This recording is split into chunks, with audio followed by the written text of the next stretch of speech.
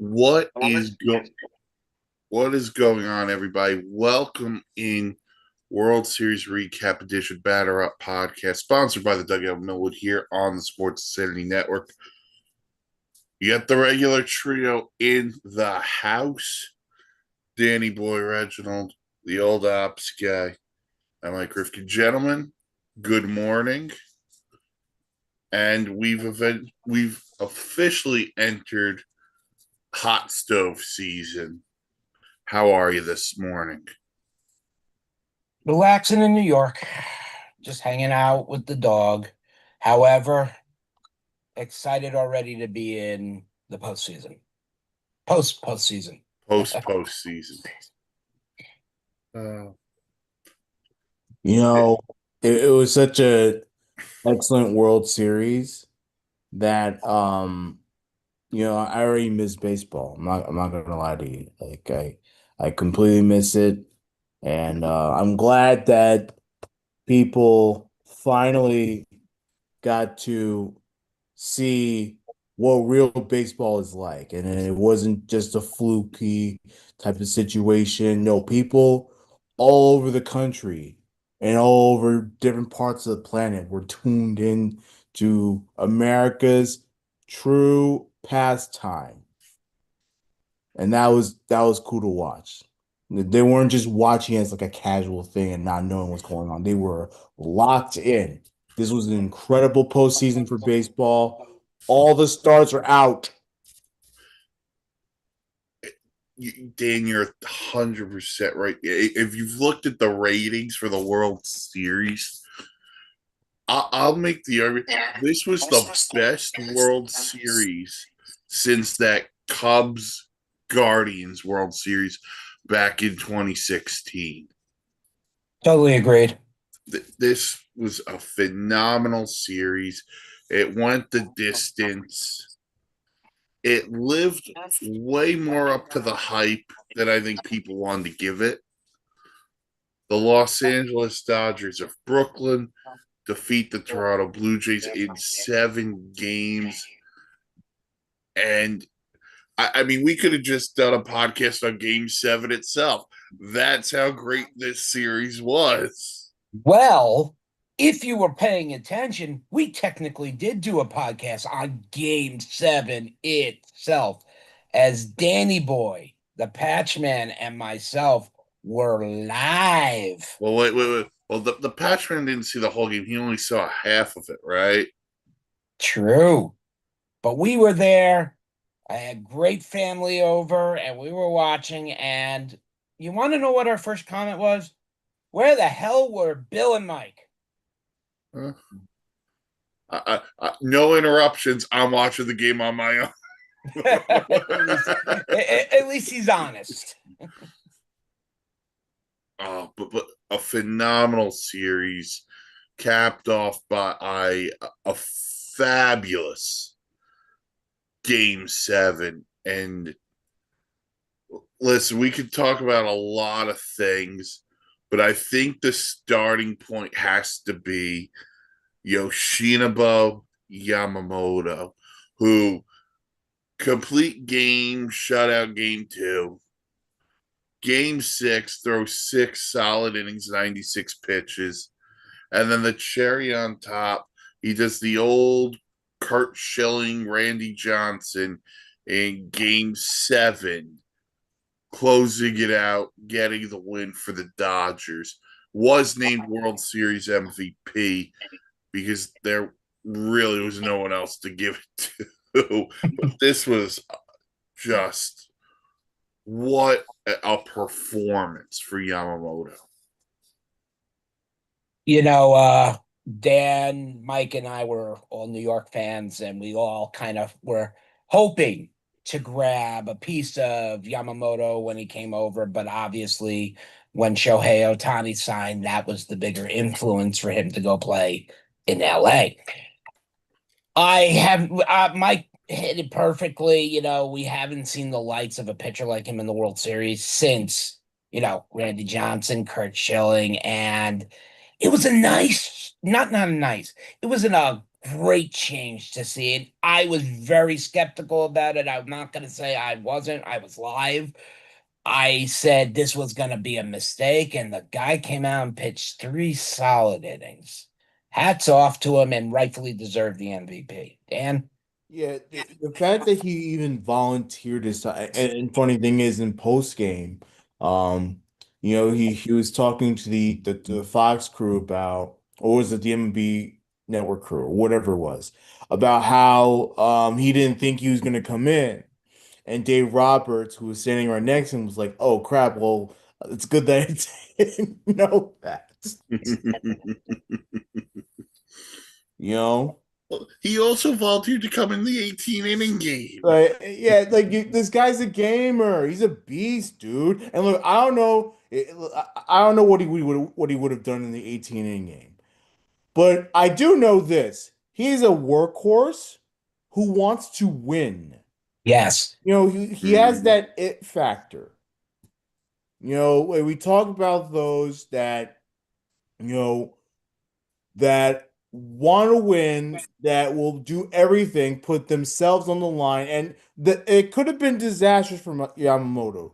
You know, uh, Obviously, it wouldn't be totally his fault because the Blue Jays did get some good wood on him, but for the most part, they couldn't really do much, right? It could have been disastrous. It could have ended poorly, but it didn't, and that's a testament to finding ways to get out of jams, finding ways to, beat the big time players like Vladdy. Vladdy was up twice against him, Yeah. Yep. and they couldn't do anything. Well, Vladdy had that double, but Right. but still, they didn't do much. But Dan, that's a great point because Vladdy doubles in the bottom of the ninth. They load the bases, and credit the one play by Miguel Rojas is just a great play, but he gets out of the jam in Game 7 with the bases loaded, and I'm sitting there going, man, forget workhorse, forget East, but just like, damn, that's some job. Even in the regular season, bases loaded, nobody out, and you get out of it unscathed. Yeah. Man, if that dude's pitching for the Mets, that's an 8-run inning. Yeah. Really? Rightfully so. But you also have to give credit to probably one of the best defensive moves by a center fielder I've seen in a long That time. catch, but Andy Podges. Well, Now, that's a Dave go, Roberts move. yeah, Made that switch mid inning. yep. I mean, look, we know Podges is a good center fielder. I mean, let's go above that. He's a great center fielder defensively. He got over there, and in the rule in baseball is the center fielder is the guy. if he can He get there. calls you off, you get out of the way. He could have yelled, screamed, or whatever. He just said, I'm making sure this ball is caught Yeah. because all looks looked like it was over, gonna hit the wall, and that was it. Yeah. And he didn't care that he took out Kike Yeah. Hernandez in Yeah. the process. And Kike almost ruined the play too. Put Yeah. his glove up. That was, you're right. And that was kind of the story for me. Not just the Dodger defense, but the Blue Jays had opportunities to cash in at the end, and they just didn't get it done. Yeah. And that takes nothing away from how well they played this series, because this was, like I said, a phenomenal World Series. I mean, Bo Bichette in Game 7. Getting hurt and not being able to score in that top of the inning was a big difference maker, unfortunately. It was just such a great back and forth series. Yeah. It really was. We talked about Rojas. How about the unlikely hero himself hitting a game tying home Yeah. Yeah. in that ninth Oh inning? my God. I mean, look, it was just an out. They were 2 outs away from losing, and He comes with the late inning dramatics and stuff. Well, Um, it had everything. It had the drama, it mhm. had the chess match, it had all the stars, even though I'm be real with you, Shohei Yeah. did not have a good game 7. I know No. hitting wise, he did get on base, whatever. That's what Yeah, he no, did. he didn't have a great series. He wasn't good. And look, uh, Freeman was okay. Um, M- the real Mookie, unsung heroes, Will Smith yeah. for catching that entire game 3, that 18 inning affair, and then of course him coming through with a home run in extras to winning for the Dodgers. I mean, those are the real heroes. You know, What was it, like 73 innings or something? And it's a new record. He caught that's wild. one series, something like that. Like he was so good. Yeah, You brought up Rojas with the home run, but let's be honest about the Dodgers. Otani, Freeman, and Betts had good individual moments, yeah. but in the whole series, no. I Uh, don't think they were really a factor at all, yeah. believe it or not. Yeah. I don't know how banged up Freddie was because he looked like at times he couldn't run. I don't know, what he was dealing with.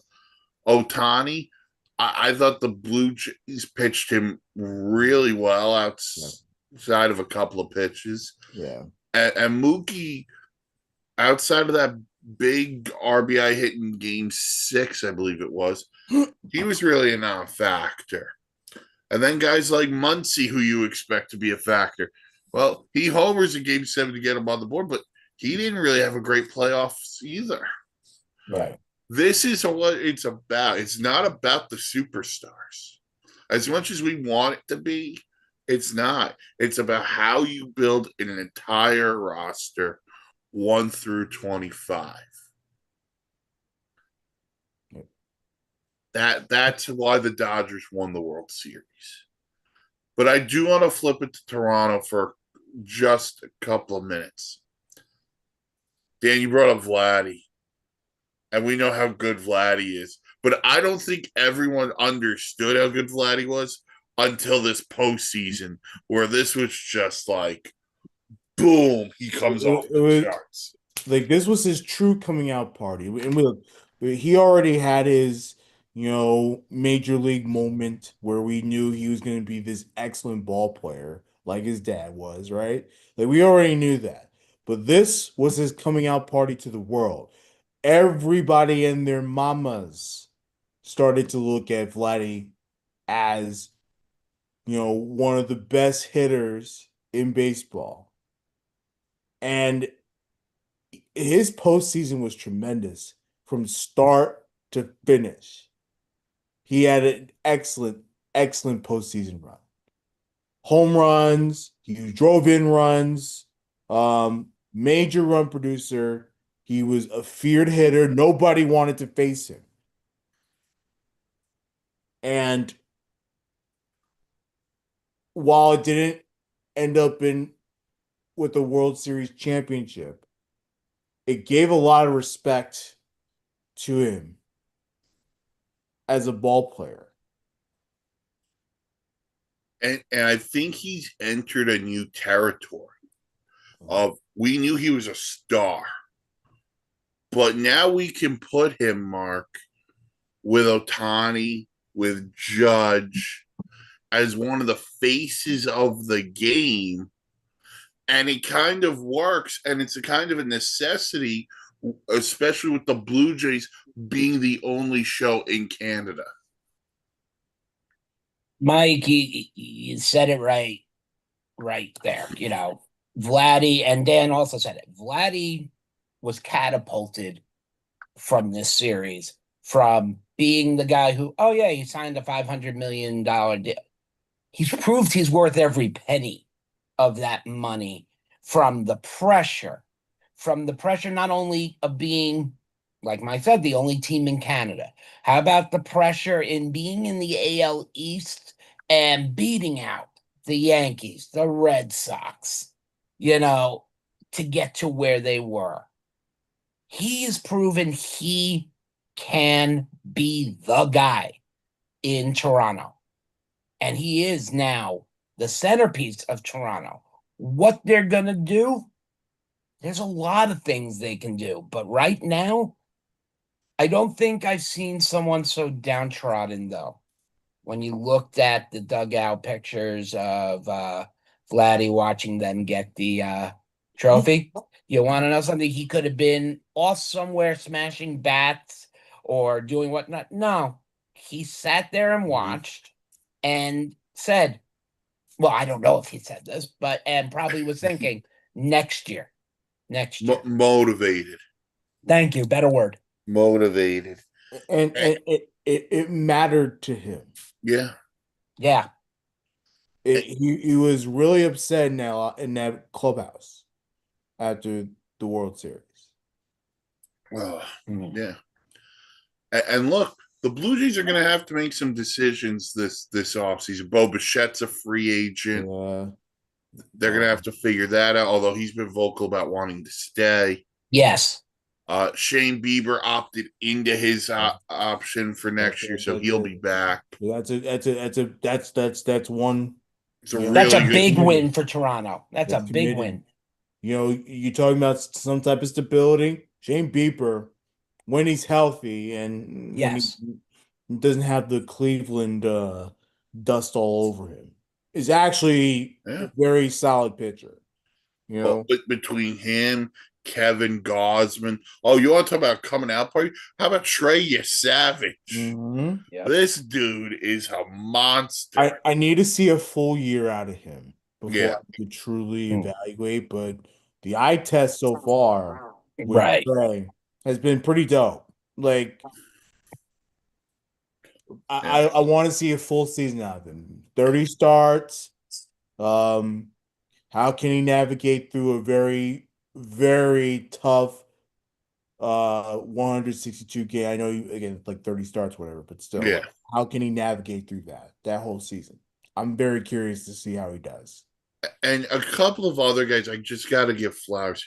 George Springer, I don't care what you think of him because he was with those Astro teams. That dude is a gamer. And, you know, I'm so over it, Mike. You know, I'm over it. Look, the people gave Bregman shit. I don't understand why. He was great for the Red Sox. You know, Correa was great for the Twins until he went back to the enemy. You know, and then, of course, Springer. Springer has been a gamer his entire career. Yeah. And, you know, I'm willing to go past all the cheating stuff, knowing he's one of the best that baseball has right now. Yeah.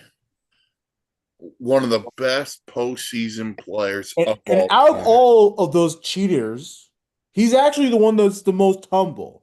He left the Astros to try to rebuild his Blue Jays franchise. He not only just left, he left the country. It's true. That's true. No. Dan's right. That's just me throwing in a little joke. Haha. But Addison Barger had a great World Series. Yeah. That dude can hit. Again, another one I want to see a little bit more of before. And you will. Before I make him a fantasy possibility. And Ernie Clement, most hits in a postseason all time. Yeah. Passing, what was it, Randy Arozarena? Randy Arozarena. Yeah. And, you know, cool. They're all contact guys. That's another thing I want to point out. They don't strike out.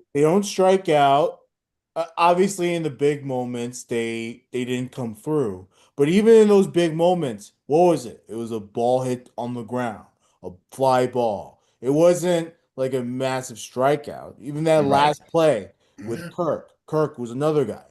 You know. Oh, I love me some Alejandro Kirk. Broken back ground ball. Make him earn it. Yep. You know, just a fantastic World Series top to bottom. I want to just go off on a little thing. These two teams were in the top 5 of payroll. And there's an article on this on the website written by yours truly. It wasn't about the salary cap guys. It was about the other guys in the series. So you guys could take your big market talk about a salary cap, turn it sideways, and stick it through the little mail flap. Because baseball don't need a salary cap. Baseball needs a salary floor. And that's That I don't think I've heard of such better statement in the last few weeks regarding this topic than what was just said right there. I think Mike might just have stumbled onto something, and mind you, it might not have been the only time, but that makes actual sense. It's not a nonsense idea. and again, we'll get more into that stuff. I just wanted to go off. Yeah, no, I just like the idea. No, I get it, Mike. I mean, you still have to acknowledge that the big payroll was what got the teams to the World Series, and not the small market Moneyball BS. But you know what, Dan? You're right. It's two big market teams. But if you look at the Final Four, Seattle, Milwaukee, they're not at the top of payroll. They just do their job. Well, who won their respective series? The ones. No, I'm not arguing that. I'm just like saying it doesn't always take the big market to win.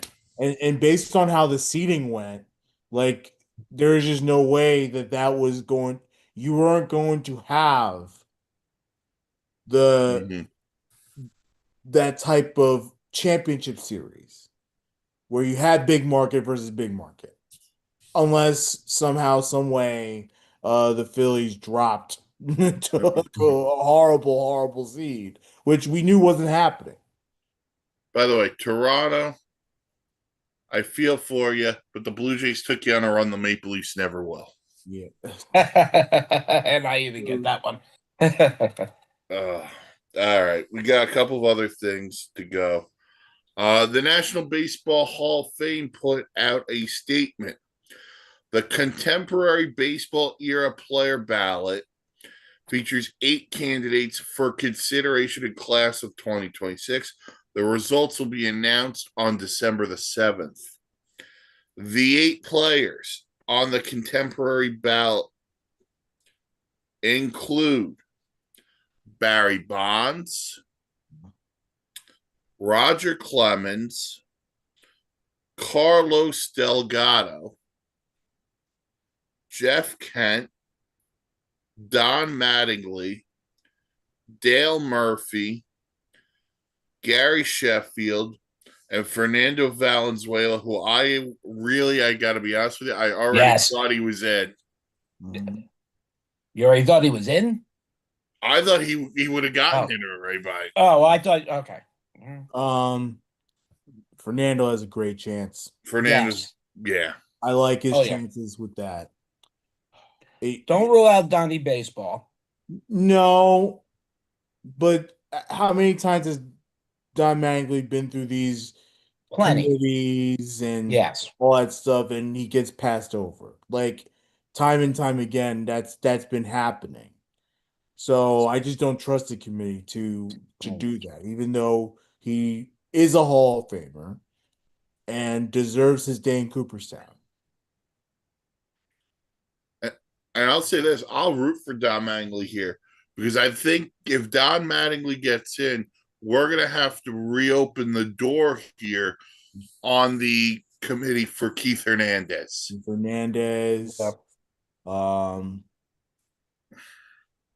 Pretty much any player like those that have high caliber. Exactly. You know. I know me and Bill, we once had a guy who had a campaign for Thurman Munson to be in the Hall of Fame. Oh, okay. Of course, you know, you argue how you want, but you know, for 10 years, Thurman Munson was one of the best catchers in baseball. Yes. You know, and the thing for me, I'm intrigued by the Bonds Clemens thing. And I was always intrigued when the writers were voting just to see where they'd get. They never really got anywhere close. Now I'm interested to see what this committee says about him because we all know the backstory when it comes to Barry Bonds and Roger Clemens. Yeah, the committee the first time around was a resounding no. Yeah. Time has passed. Yes. So let's see what happens. You know me, I'm all over Clemens. You know, I want him to be in. Mm-hmm. And of course, Bonds is one of the greatest home run hitter of all time. Still is, and will Oh, forever yeah. be until someone you No, tell me no one's breaking 763. exactly. Um, yeah, so I'll be watching them. Hopefully, they'll get their day in the sun too. But the more time passes, the less likely it's going to be. Um, so we'll root for him. We'll root for Jeff Kent, even though the media doesn't Hmm. like him, and there will be a media campaign, a private one, against him. Gary Fernando Sheffield. Val. Sorry. Oh, go ahead, Mark. No, I'm saying Valenzuela, to me, should win this out of the current 8 that are up here. And I'm throwing the steroid Well, thing out. I'm throwing all that crap out. I think he is not saying the rest of them are not. I think he's the most deserving of it. I don't think they're just going to take one. I think they could take multiple from the group. So, Okay, if it was one, if it it's would one for you, it's Valenzuela. it's Valenzuela. And that says a lot because there's Delgado, who I loved it when he was in New York Mets. So I would be behind him. I was at Yankee Stadium when he set that RBI record. Hi, Dan. And I've seen Don Manning. I watched Don Manning replay baseball. So yeah, there's causality for a lot of these guys. It feels weird now that guys we've watched are now either up for the Hall of Fame or on these ballots for the Hall of Fame. Makes you feel old, Yeah, I know. very old. Yeah. But I carry the name the old ops guy, so there you go. I know. Now we feel like you because it's old. Good. Uh, Enjoy the rickety bones. There you go. all right, so we'll see what happens with that with the contemporary ballot. The last thing is earlier this week, all the finalists for awards have come out. We'll go through it here. Start with MVP, American League. We knew two of the three, Aaron Judge, Cal Raleigh. And the Yep. third will be Jose Ramirez of the Cleveland Guardians, who I feel like is always the third guy. He's always going to fit However, third. and but he's always there, and that says something to the player that he is. I always want to call him the most underappreciated player in baseball. I can't call him that because he's an MVP finalist every year. But yeah, Raleigh and Judge are going to finish 1-2. We'll see. I think it's going to be Cal. I hope I it's think it's Cal going to be Raleigh. Cal Raleigh, and I am pulling for Cal Raleigh. Yeah. You always pull for a guy with the nickname Big Dumper. Yeah. Yeah. It's gonna be Raleigh. And look, I want Judge to win it, but it's gonna be Cal Raleigh. And people who say that he doesn't deserve it, you don't know what you're talking about, or you just don't want. 62 homers. You know how hard it is to do that As a catcher. as a And he catcher. catched every day. You catch every they're you can't act like those factors alone are not most valuable. Like it is. You know, we'll give credit to Judge because he once again had another monster season at the plate. He missed a lot of time. Yeah. You know, he was not healthy the entire year. Yeah, way to go, Aaron Boone. Exactly. But it's going to be Cal, and I hope it is. And I want people to understand that the reason why it is going to be him, it's because of how he's changed the game for catcher. And again, I don't know if he's probably not going to have this type of season again, but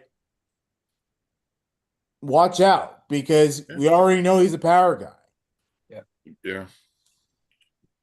That's the American League. For the National League, Shohei Ohtani, Kyle Schwarber, and Washington National legend Juan Soto. Kind of back and forth on this, to be honest with you. It's gonna go to Ohtani. Yes. Well, It's an LA. All he had to do was pitch one inning, and it was gonna go to Ohtani. I'm not freaking clairvoyant, and I can tell you it's going to be Ohtani. Yeah. It's a lot of it's LA bias. Everyone loves LA. No. But I mean, what a walk year for Kyle Schwarber. And that's gonna give it a run of its money, Mark. The fact that he absolutely crushed it in the second half of the season. And let's be honest, is the reason why the Phillies were one of the top teams in the league. Yeah. Yes. It wasn't Bryce Harper. Oh, by the way, the Dave Dombrowski comments on Harper. Whoa there, man. Isn't that wild, dude? Oh my God. If there's one bear I wouldn't want to poke, it's Bryce Harper. I have a lot of respect for Bryce Harper. Look, he might not be number one ball player. The guy might also have a big mouth, but there's one thing he is passionate about baseball. He goes out, he plays. He's a gamer. He'll play hurt. Yep. and we've seen it. Yeah. But between Schwarber, it's going to go to Ohtani.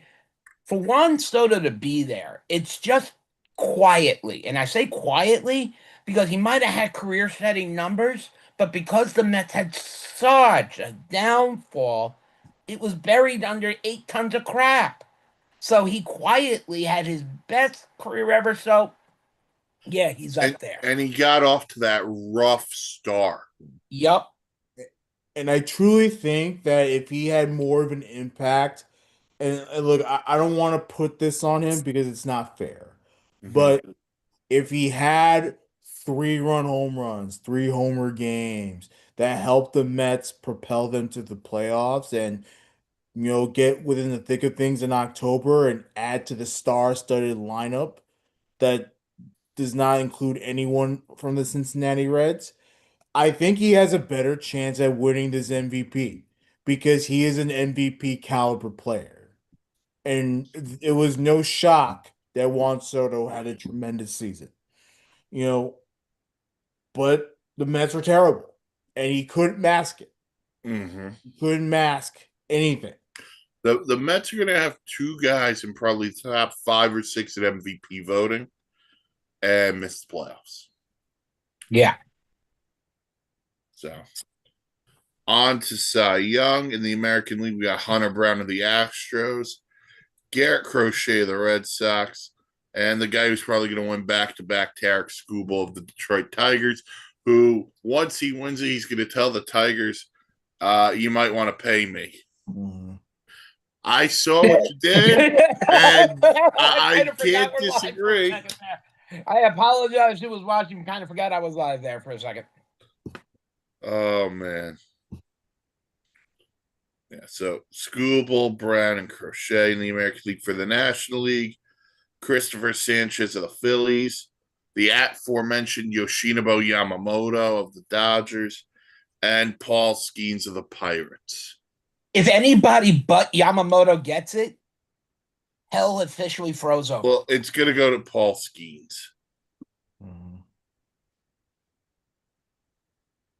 That way the Pirates have something to celebrate.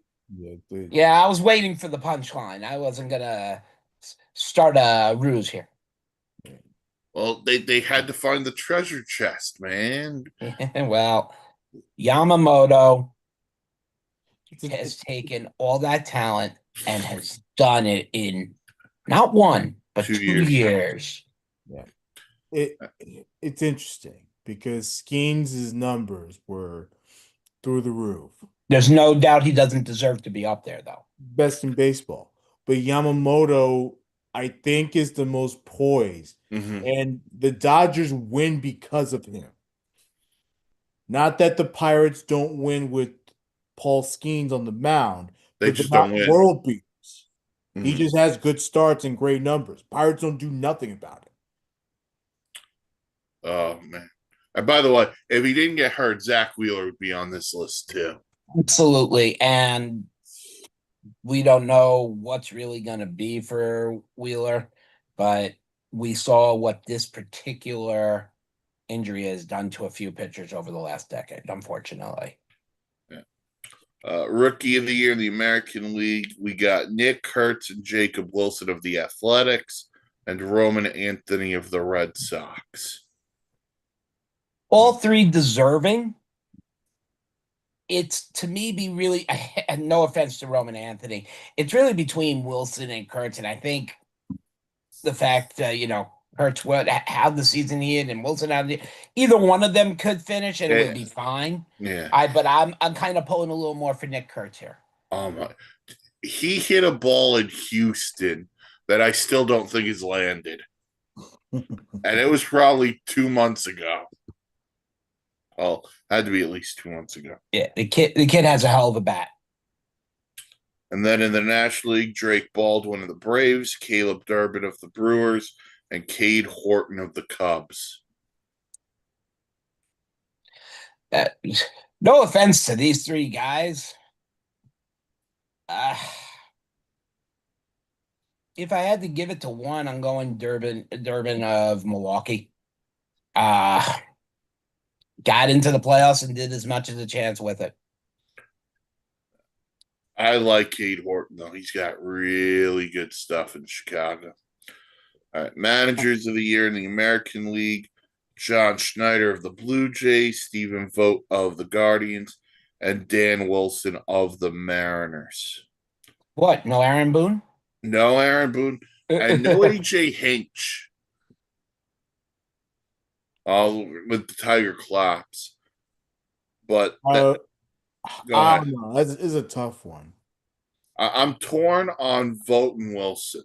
Yeah. Mm. And I like John.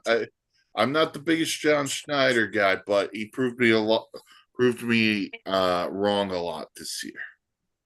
But Schneider can at least flex on the fact that he had a star-studded lineup on it. Yeah. We had no idea what the Seattle Mariners. No, because we probably all thought Houston would win the division, and we didn't know the Rangers were going to be this bad. You know, and like even if they because we didn't know what they were going to be with Gino Suarez when they got him from the trade deadline. We knew they were going to be more competitive for sure. Like we thought, Seattle was a pitcher away. They were a hitter away. They're like all these different things. Reality sets in. The Mariners actually held their own until they got those pieces. So to me, I think Wilson gets the upper edge. Vogt, though, let's be real. Cleveland had a massive, massive ride in September to get to the playoffs. Yeah, he's definitely in this conversation. He's the reigning winner also. Yeah. And then the National League, Pat Murphy of the Brewers, who won it last year, Rob Thompson of the Phillies, and Terry Francona of the Reds. You know what? A special hats off to Terry Francona, but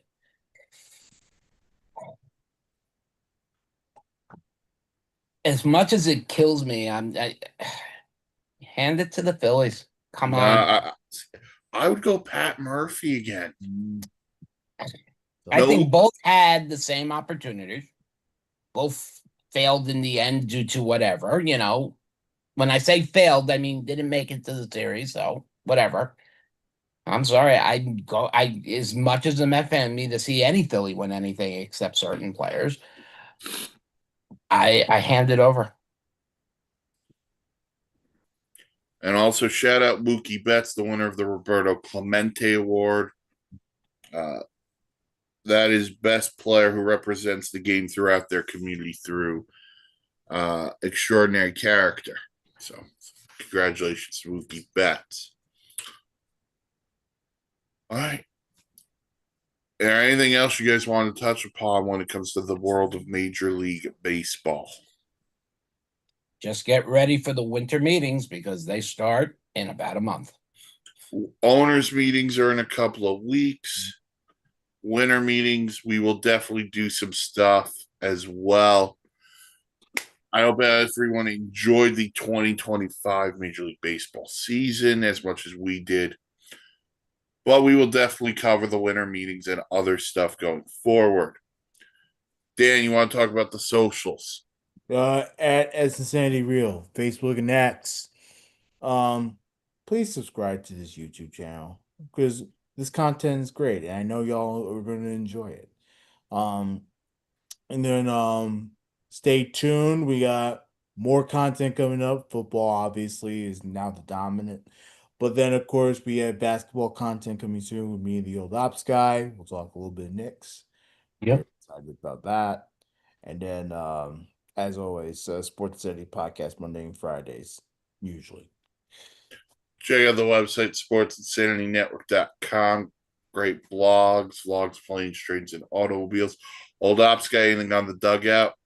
Dugout's going to be entering its winter run. We have dropped off stuff with the cosigner this week, and now we're going to go into the winter run. What does that mean?